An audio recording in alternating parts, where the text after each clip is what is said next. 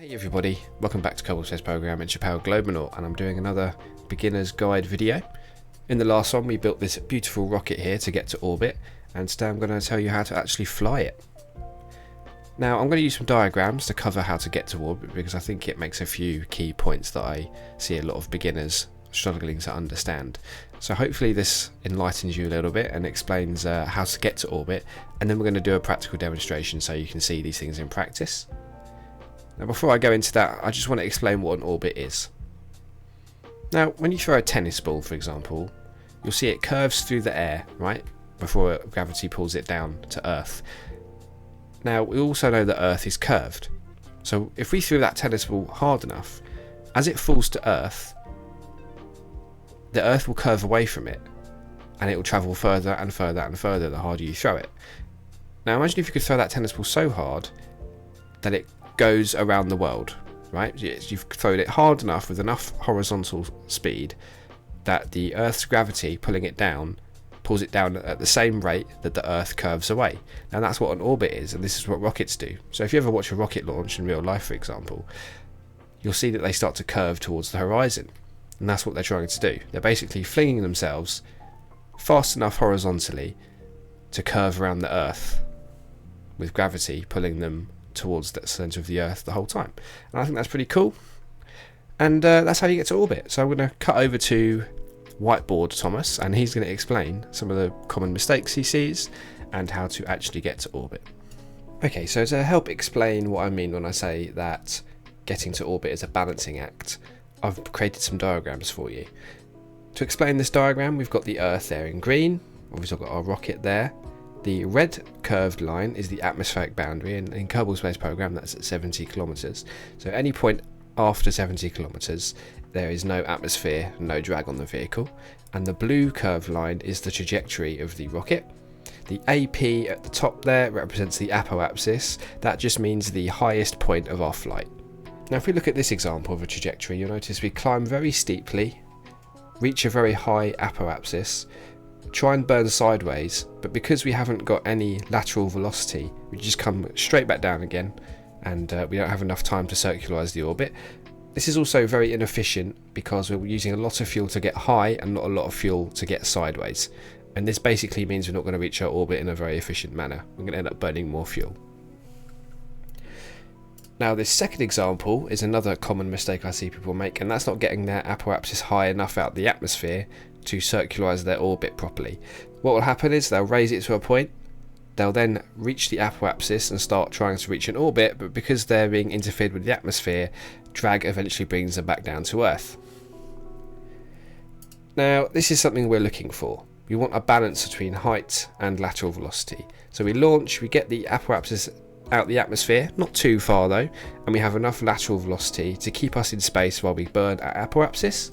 That will then lead to a situation like this, where we're basically chasing the apoapsis up, and eventually we can circularize our orbit like so. I'm going to show that in game now so you get a better idea of what we're looking at. Right, now we've covered all that, let's actually go over a practical demonstration. Now when you're on the launch pad here, there's a few things you want to be aware of before you fly. First off, if you press the T button, you'll see that activates the SAS. Now you can imagine this is a very basic flight computer. It's got some useful modes on here, primarily that being stability assist. Now stability assist is very useful because, well, it's in the name, right? It keeps your rocket stable. I'd recommend keeping this on the whole time because there's never really a reason to turn it off. I'm sure there's probably some very good reasons to turn it off in some more advanced play, but when you're beginning, I think it's good to just keep it on. You also click R for RCS. Now we don't need to worry about this at the moment. I'm going to cover that in a separate video, so you can turn that off again, but just so you know, you can turn that off and on. With solid fuel rockets, such as the ones strapped onto the side here, you'll know they're solid fuel because you can right click them and it says solid fuel. These aren't throttleable, and once they're turned on, they cannot be turned off until they run out of fuel. But our main engine, our Reliant here, that uses liquid fuel, and that's in these fuel tanks, and you'll know it's liquid fuel because it'll have liquid fuel and oxidizer. Now these you can throttle. You can press shift and you'll notice it throttles up next to the nav ball there, and you can hold control to throttle it down. You can also press the Z key, and that's going to put you on full throttle, and the X key to cut the throttle. So those are your throttle controls, very important to know. Now, in the video where we built this rocket, I did go over how staging works, but just to remind you, we can press the space bar and that activates the next stage, which will activate a bunch of things we've put in here, and it goes from the bottom up. If we press M, we can also see the map screen. This is going to be very handy flying to orbit because we can use it to determine where our trajectory is going and how we want it to be shaped. And now to control the rocket, we can press W, A, S and D to control the pitch and the yaw, and Q and E to control the roll. You'll see that more in action when we launch. I'm going to throttle up the engine, make sure my SAS stability assist is on, and press space, and off we go. We're going straight up at the moment, and my general rule of thumb for most rockets is I want to reach 1,000 meters, and then I'll start to gently bank to the right until I'm at 45 degrees at 10,000 meters. So that's what we're going for. So we're at 1,000 meters now. I'm just going to start slowly banking using the D key. And my rule of thumb is 45 degrees once we get to 10,000 meters. You see I'm very gently banking over, making sure I'm not doing any aggressive inputs. Now we're almost halfway to 10,000 meters, so I want to be about halfway to 45 degrees. I'm just going to let it sit for a little bit. Keep banking. I'm almost at 45 degrees now. We're a little bit early, but that's okay. We're going to hold on 45 degrees. And now we're going to click M for the map screen so we can see what's going on. And here's our apoapsis, which I mentioned. And we can mouse over it to see. It's now at 20 kilometers. We're going to wait till we're at about 30 kilometers. I'm going to start banking over a bit more gently at that point. And remember, you can fly your rocket during the map screen using the nav ball. So you can still see on the nav ball, I'm still banking over. Banking over more. So you'll see I'm very sideways now. That's okay. I'm going to throttle down a little bit because this is getting quite ahead of us. We don't need as much thrust. You can see I'm pretty much sideways now. I've still got a bit of angle left. And my apoapsis is increasing. I'm going to go for 80 kilometers. It's good to give yourself a bit of wiggle room.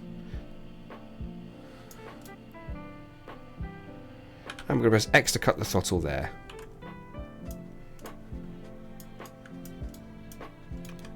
Let the solid rocket boosters burn out, because as we know we cannot control those, but they're not providing too much thrust.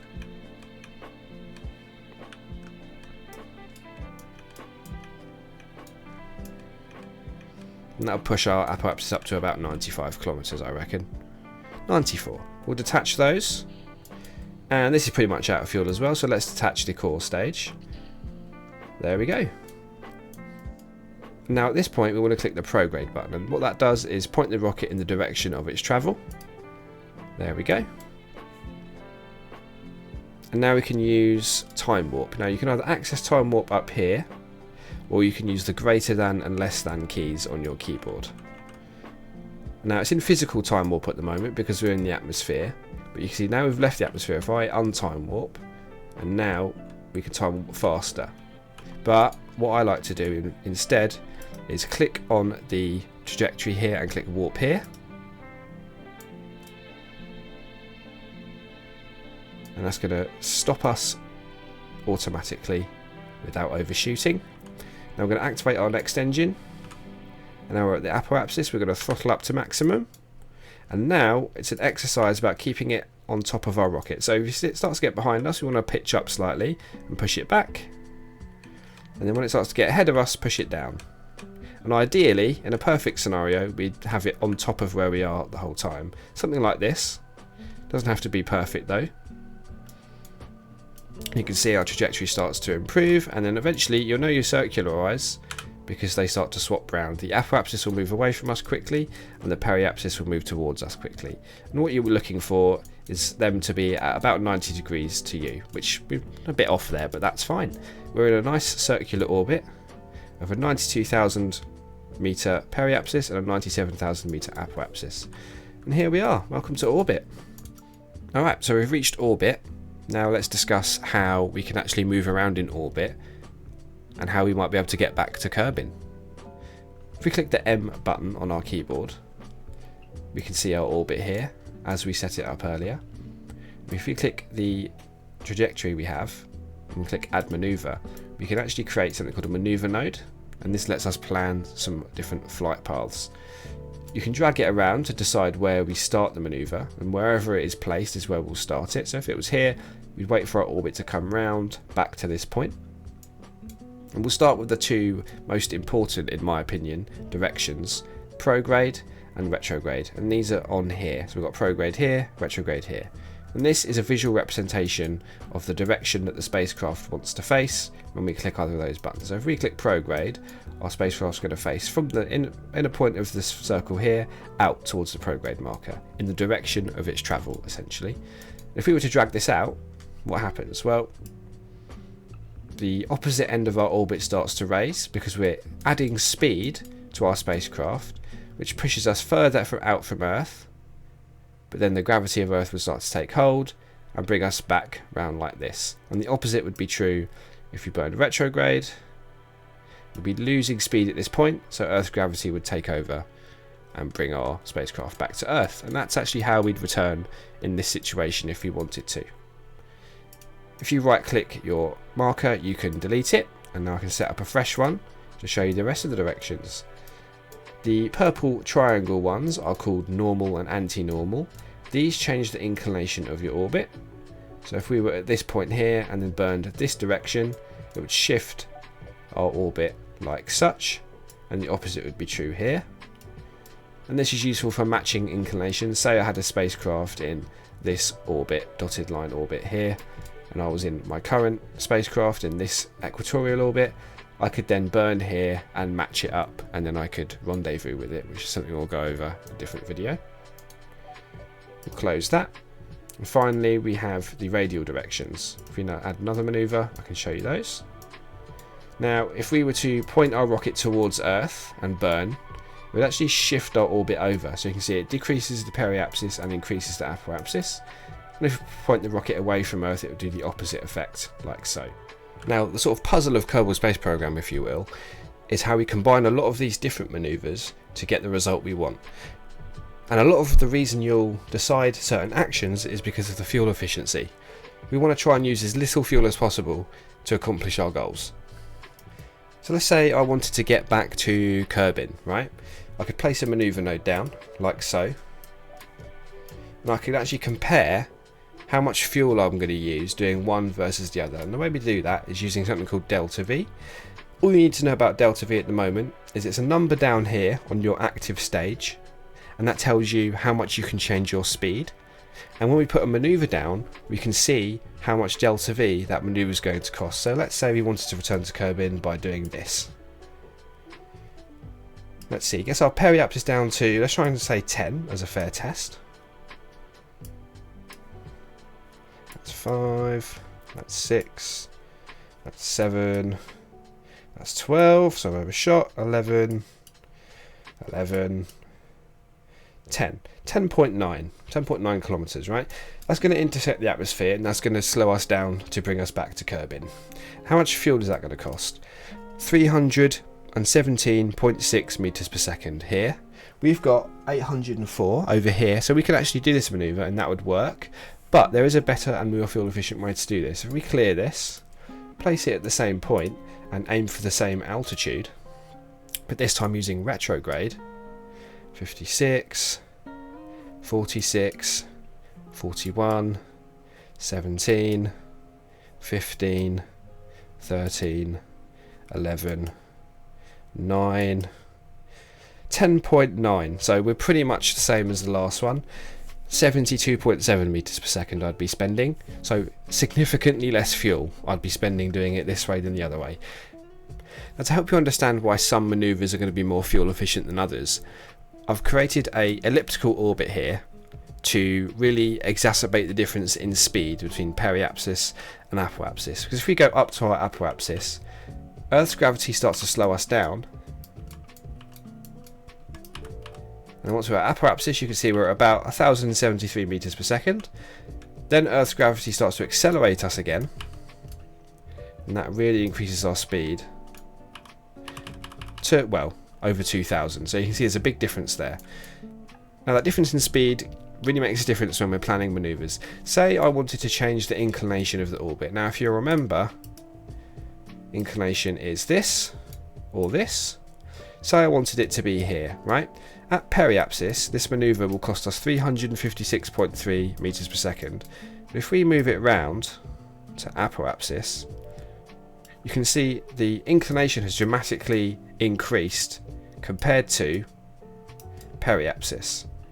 So if I then move this back round, you can see the inclinations like that at periapsis. Now apoapsis is greatly increased, and the reason for that is we're doing the same burn but at two different speeds.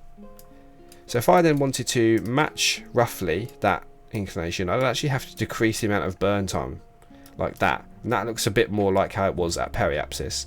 You can see I'm using way less fuel. At periapsis it's about 300 odd meters per second. Here it's 155 meters per second. So one rule of thumb is good to follow is if when you want to do an inclination change, always aim to do it at your apoapsis where possible, because that's going to be the most efficient way to change your inclination. One other example of fuel efficiency would be burning prograde at periapsis versus apoapsis. This is easy to demonstrate. Say I wanted to increase our apoapsis out to the moon's orbit, which is this white line here, right? At periapsis, this would take us 404 meters per second. If I then drag this round, you'll see that same amount of fuel does not get us very far on this end. We'd actually have to increase our burn quite a substantial amount to do the same thing from the other side. It's 807, so it's much more inefficient to do it from this side. If I was to then move it back around this side, you can see that amount of burn would actually get us to an escape trajectory from Kerbal. So I'd have to wheel that back significantly, like so, back to 404. So it was almost twice as efficient to burn at periapsis versus apoapsis to accomplish my same goal here of matching my apoapsis with the moon's orbital direction here. This is also true when you burn retrograde, just the opposite. So if we wanted to burn retrograde for about 80 meters per second here, it would not bring our apoapsis down nearly far enough to reach Kerbal. But if we brought it around to up here, you can see that same burn would bring us down towards Kerbal and actually intersect Kerbal, and that would definitely bring us home because we'd be on a collision course. So where you do your burns is just as important as knowing the effects of your burns, right? Sometimes you're not going to be able to do the most efficient burn because you'd have to do it at a certain spot to reach a certain location. But if you don't have any specific location in mind, say you just wanted to increase the altitude of your orbit, you'd want to do one burn at periapsis to increase it up, and then one burn at apoapsis to circularize it, for example. You don't want to do one here. This would just make no sense at all. Doing this to circularize would be much less fuel efficient than doing this, as you can see. So yeah, it's good to know these things because saving fuel is the name of the game. And now you know how to maneuver in space. Let's return Valentina home so we can see how re-entry works as well. I think that's an important step. As mentioned, I want to do this in the most fuel efficient manner possible, and to do that I'm going to reach my apoapsis like so, hit my retrograde button, burn the engine, and you'll see my periapsis starts to come down. Let's put it on about 8 kilometers up. That will definitely be enough to intercept the atmosphere. Now we can simply time warp to about there, and that's going to bring us back to Kerbal. And now when we build our spacecraft, we put a heat shield on it, as covered in the last episode. And now we want to uncover that heat shield, and that's going to protect us from any re-entry heating that we'll face. Now to do that, it's a bit hard to see, but we want to separate our capsule using the decoupler, like so. That exposes the heat shield. We're already facing retrograde here, so that's not a problem, but if you're not, you want to make sure you're facing retrograde with your heat shield facing the atmosphere, the direction of travel you're going. And then that's going to do enough to protect us on re-entry. You'll see as I time warp down, it starts to get hot. And because our heat shield is the first thing hitting the atmosphere, it's protecting our spacecraft from the harsh environments around it. We time warp a bit further forwards and our parachute will become available. It's red at the moment because we're travelling too quickly, but now it's not because we've slowed down enough. There's the ground. Nice, gentle, relaxing glide to the surface. Come out of time warp. And here we are. Boom, back on the ground. You can click recover vessel, and that's how you fly to orbit, fly in orbit and return from orbit. Hopefully there was some useful information there and that was clear enough for you to follow. Let me know if there's anything else you want me to go over. Maybe I'll cover rendezvous or how to get to the moon. There's plenty of other stuff I can go over. But I hope you enjoyed and I'll see you in the next one.